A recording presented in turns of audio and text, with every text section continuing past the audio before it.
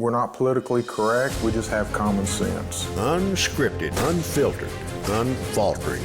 Show of Support's Hunt for Heroes offers tributes and true stories of remarkable courage. If these terrorists could come in your bedroom, they'd kill you, your wife, and your kids. And that's what these men are fighting to protect us from, these murdering idiots. And they're taking them out so that we don't have to deal with them over here. Show of Support started it all just after the shock and awe bound a nation together. Now, years of footage portraying wounded veterans, deer stands, and standing ovations. Hunt for Heroes, that started as one man's way to say thanks, is now a series that many say is way overdue. This is something I'll never forget for the rest of my life. It's just a raw emotion. It's been like a dream. It really has. We still have 40,000 injured troops.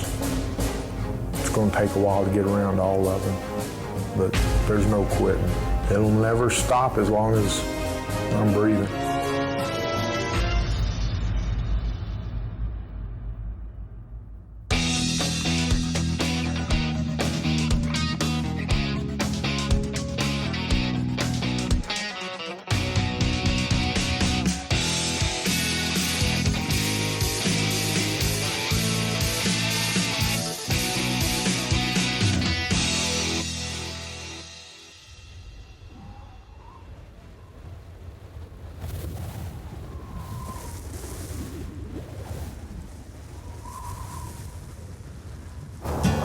It's kind of brisk this morning, isn't it? It is. It isn't as bad as it was yesterday, though. Right.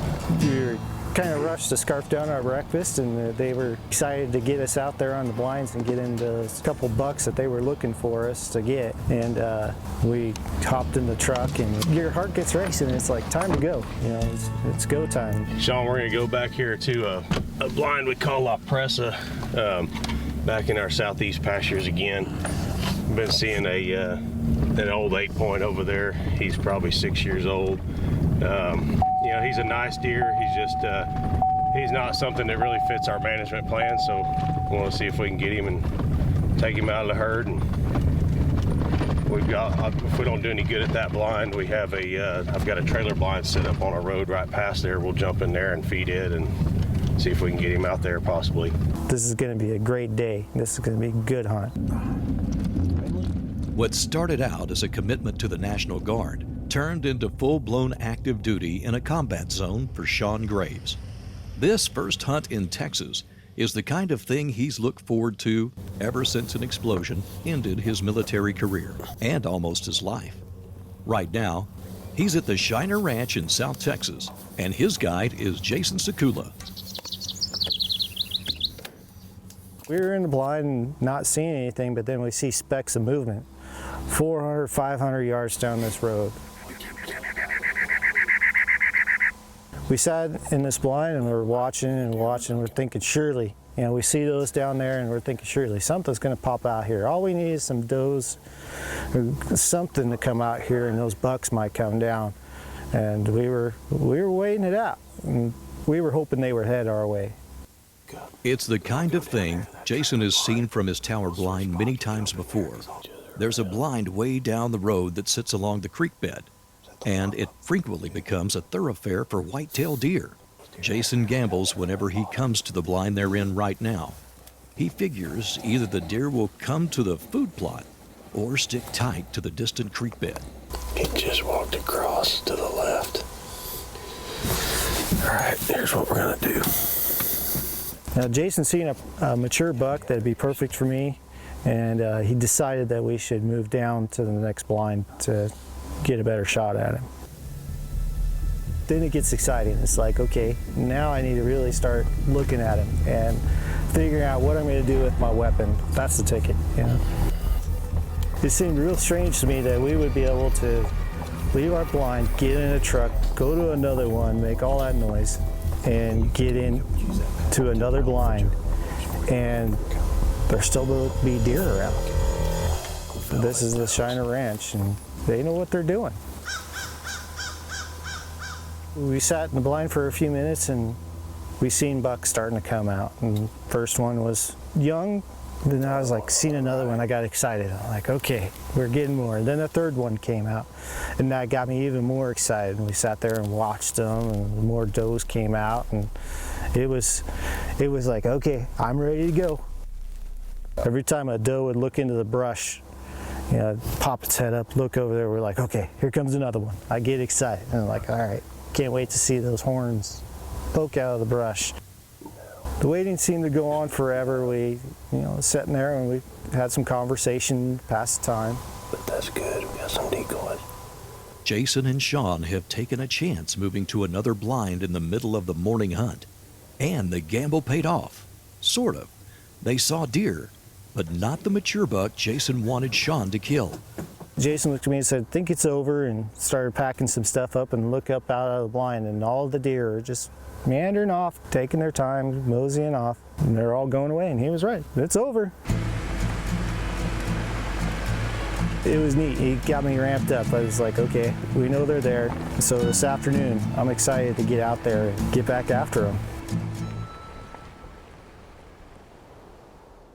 At the western edge of legendary Texas Hill Country, after 8 years of intensive wildlife management, Lonesome Dove Ranch offers trophy deer hunts for the upcoming fall season. Lonesome Dove Ranch, where each hunt is one-on-one with a spacious lodge, Texas-style meals, and opportunities for rifle or archery hunts. See our website at huntlonesomedove.com and make plans to join us for this first season of Texas whitetail hunting at its best. huntlonesomedove.com. What's your message? Century Graphics and Sign in Midland can help you convey it. Century Graphics and Sign offers the very best in screen printing, interior and exterior signs, embroidery, custom vinyl graphics, helping you increase safety, promoting your company, showing your school spirit, helping you look cool. Century Graphics and Sign, 501 West Industrial in Midland. Find us on the web at centurygs.com or like us on Facebook. Today's business owners don't really want technology. They want solutions to their problems. And sometimes that looks like technology, but other times it's simply a great banker. At Security Bank, sure, we keep up with the latest banking technologies that let you bank anywhere, anytime, but from smartphone to tablet, we've got you covered with real service from real bankers who work as hard as you do. We're Security Bank. Solutions. It's a well-known fact the people of West Texas know the importance of hard work, determination, and drive. For years, TCO Field Services has been a part of the expanding petroleum industry. Another well-known fact is the admiration West Texans have for America's troops.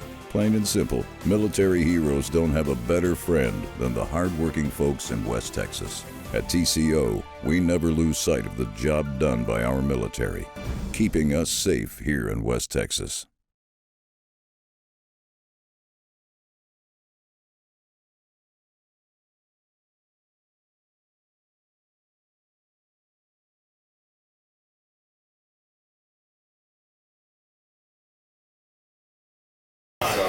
Terry Johnson. Shawn Graves. Nice to meet you. Appreciate you being here. Thank you for having me. Well, we came in the dark and came in and was greeted by everybody, just smiles, and it was great to be felt welcomed. It was awesome to be accepted.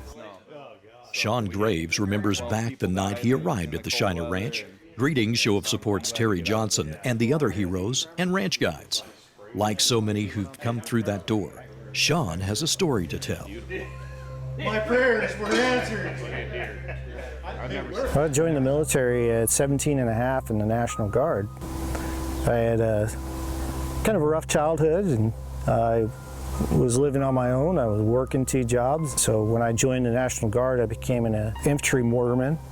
And December 21st, 2004, it was a beautiful, crisp day. A suicide bomber had infiltrated our dining facility as an Iraqi National Guardsman and detonated C4 explosive with ball bearings right at the height of the lunch hour. It was very surreal when the bomb went off. It felt like everything slowed down. Everything went bright orange, and you just seen people kind of go sideways, and I hit the ground, and when I went to jump up and kind of run away, I instantly fell back down and knew something instantly was wrong, and pretty much started saying my prayers about then, and pretty much whatever happened, it was going to happen, and I was accepting my fate either way.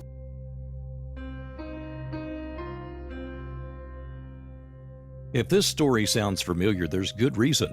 On the last edition of Hunt for Heroes, we met Shane Briel, also injured from that mess tent bombing. Only thing is, Shane and Shawn were total strangers up until the moment they met in the San Antonio airport, both waiting for a ride to the Shiner Ranch. Now, did you purposely pick another Mosul chow hall bombing guy? No, sir, it's strictly random. It's amazing. That's funny. Yeah, we were at the airport talking, and then we started laughing. I was like, "Where'd you get injured?" In the same exact instance? No, it was truly, it was We were by about 30 feet random from each other choice. when we got injured. Didn't even know it. Really? Yeah, we were in the, first guy yeah, that's what we were laughing about at the airport. We were in the same brigade, and then I was like, "Well, where'd you get injured?" And he said, "Mosul." And I said, "Well, when?" He's like, "In the mess hall bombing." And I was like, "Get out of here!" I was like, "Where were you?" He's like, "Oh, I was about 30 feet from the guy." I was like, "I was about 10 feet from the guy. Like, we were 20 feet from each other." When Shawn walked up, the first thing I noticed that he was wearing a 25th Infantry Division hat. We met at the airport. One of us asked the other one where we got injured at, and I said Fob Merez in the mess hall bombing, and he was like, "Well, I was injured there too," and he was like, "I was about 30 feet from the guy," and I was like, "Well, I was about 10 feet from the guy." So him and I were injured in the same combat incident, and we're standing 20 feet apart. It was awesome to have someone with a shared experience. Now I know I have another brother that he just completely understands. He'll know. And I'll know. He goes, "Who is your sergeant major?" I said, "Sergeant Major Martinez." But I got a story for you. This hunt brought us together, and so I'm sure that I will see him, beyond this hunt. When you got injured, where'd y'all go first? So it was really a weird experience. It was unreal. Somehow, on this cool night in January, way out in the deep South Texas brush, two men are reunited after a split-second nightmare on the other side of the globe. It wasn't planned or predicted, but for two warriors, it's a chance to catch up, maybe in some way, further advance a painful process of healing.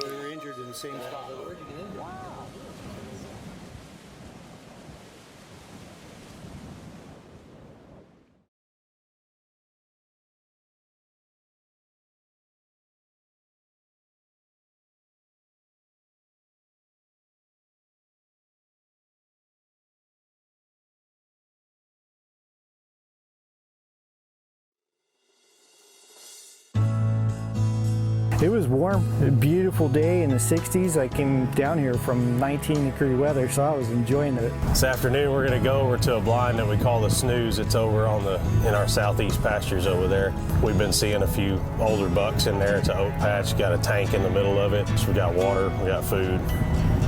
Hopefully it's a good afternoon stand usually.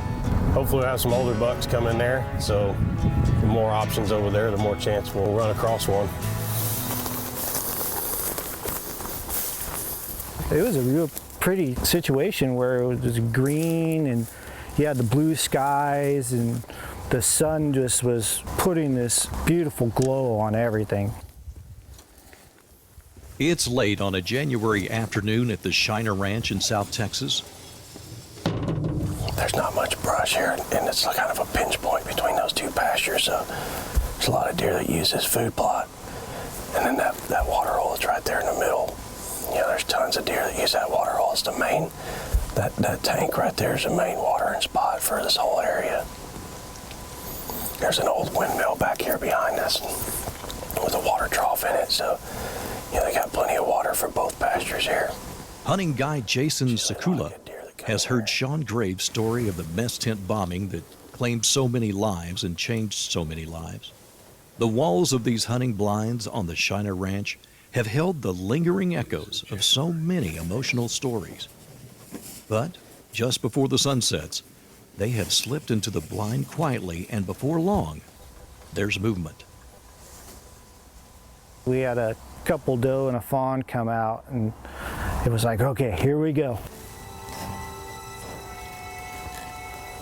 In walks the first buck, and he's strutting around, he's chasing these does around. we're watching him. I know I have a shot on it. I know I can take it, but Jason's not giving me the go-ahead. And I don't say anything for a while. We watched this buck and doe for a while. And I start thinking, okay, I start relaxing a little bit and thinking, well, I'm not going to get a shot on this guy. Right about the time Jason said I could shoot this buck and gives me the semi go-ahead, I start getting ready, and that buck disappears behind the tank dam. And I was like, oh. We were watching and waiting. He'd stick his head up above the tank dam, and you'd see the doe he was chasing come around, and he'd chase it, and he'd go back in behind the tank dam. It was quite a wait. We waited over 45 minutes to see if we could get a clear shot on this guy. We were just waiting, and I'm still in my position, waiting for my shot, and you know, we're watching, waiting, and watching, and all I see is his horns come up or moving around, and he's behind this tank dam, just dilly-dallying about. The wait seems to take forever. Shawn Graves has come so far and waited so long for this moment that is overwhelming, to say the least. Next thing you know, this buck that I've been watching gets up on the end of the tank dam and stands proud, chest puffed out, head at a perfect angle with the sunlight just hitting him perfect, looking like the proudest buck you had ever seen. And it was like the most picturesque moment I had seen. All I could think of is, man, that would be a great shot right there. Jason says, I think we should shoot this. And I'm getting ready, I'm sighting in on it. And he goes, wait a minute. About the time I put my finger on the trigger and get ready to take this shot, the buck comes down off the tank dam. Finally, I had this buck broadside, closer than I had him all day. He was sitting there grazing, and then he throws his head up and looks to the left like something serious is gonna happen. Next thing you know, Jason's telling me to hold on, and I couldn't believe what was about to happen. Something has gotten Jason's attention and the buck's attention. As Show of Support Hunt for Heroes continues, stay with us.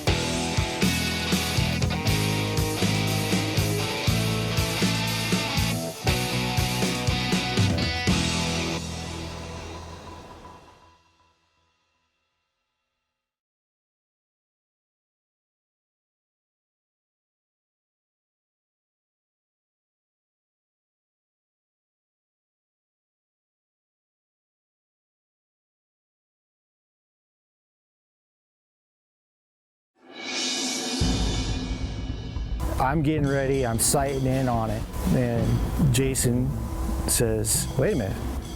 American combat hero Shawn Graves has come a long ways and been here a long time just for this incredible moment. His heart is racing after watching and waiting for a chance to shoot the biggest buck he's ever had in the crosshairs. Shawn is 1.5 pounds into a 2-pound trigger when something catches Jason Sekula's attention to the left. There comes a really nice buck. Got a big sticker coming off his right side. Understand? Next thing you know, Jason's telling me to hold on, and I couldn't believe what was about to happen. He's in the brush, but then he comes up to the fence, and I instantly go, I want that buck.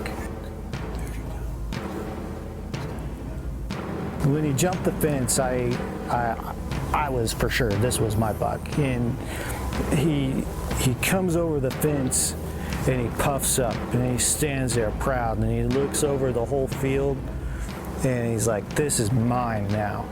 And I was like, okay, this is mine, this is my buck.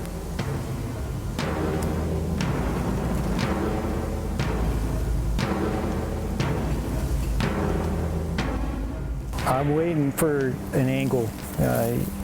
He was walking up to this other buck, and he was checking out the scenery, and he was getting closer. Jason, I think, was waiting for a perfect broadside shot, and I had my sights on him the whole way in, Well, he suddenly turned around and started walking away, and like something alerted him. And Jason says, I think we better take this. I think he's fixing to run.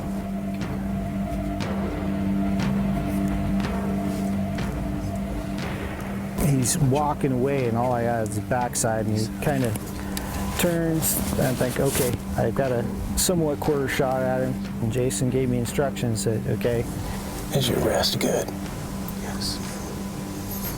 If he'll get back broadside, just put it in the dead center of his shoulder and just slow, steady squeeze.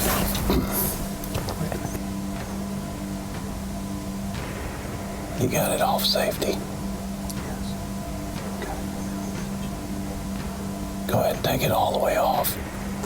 Yep. And just don't put your finger on the trigger. Okay. Just slow and steady squeeze right behind the shoulder this time. Slow and steady.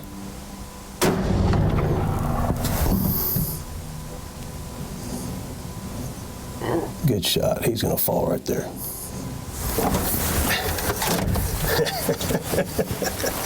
Good shot, man. That's an awesome buck. That's an awesome buck. What do you think?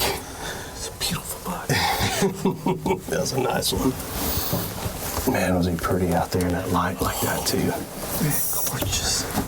That deer's an old buck, man. He's probably over 8 years old.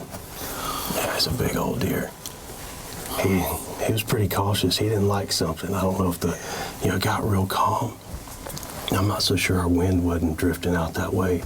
Yeah, because earlier it was blowing in, but now that it's calm and cooling down, I'm not so sure, because when he got to there, he stopped. That was it, man. He didn't like it. He's got real spooky. He turned around. He was headed out. But, man, made a good shot. Let's go check him out. I think he fell right behind that tank dam, so we don't have to look for him.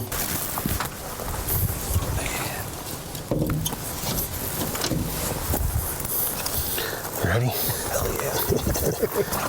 When we left the blind, I wanted to run to the buck. We took our time, we're walking, we're talking, and just really, it was fun to talk about the whole experience about that buck that came out. Yeah, he didn't like something, man. He was headed for the back of the field here. When we got clear of that tank dam and seen him laying out there, I was like, yes, that's my deer. That's my deer. That's awesome. Good shot on him too. Look at that. Oh, it was amazing when I grabbed a hold of his antlers, and he had this kicker on it, but it was just this beautiful rack. And the body of this deer was amazing too. He was a stout deer. Check that out, man. He's heavy. Look at his bases. Deer's got a lot of character, man. Yeah, it does. That's a nice buck. Like I said, big old red forehead on him. Sure, I'm glad you made me wait. I want to put it on the wall just to reflect and be able to, tell the story of the experience I had down here. You got to be happy with that. Oh, I love it. He's got a handle on him. When we got back to camp, Terry comes up and puts his mitt out and shakes my hand, and it was just joy from everybody. It's like, wow, look at this. Out of a random assembly of American combat heroes, two strangers find they share the same nightmare. Shane Briel and Shawn Graves were only a few feet apart on the other side of the world when an explosion changed their lives forever. Who would have ever thought, deep in the South Texas brush, they would meet? When Terry Johnson started this program more than 12 years ago, he never expected these kinds of moments. Moments that can only be described as hunting's finest hour. It was unbelievable to be able to share this experience.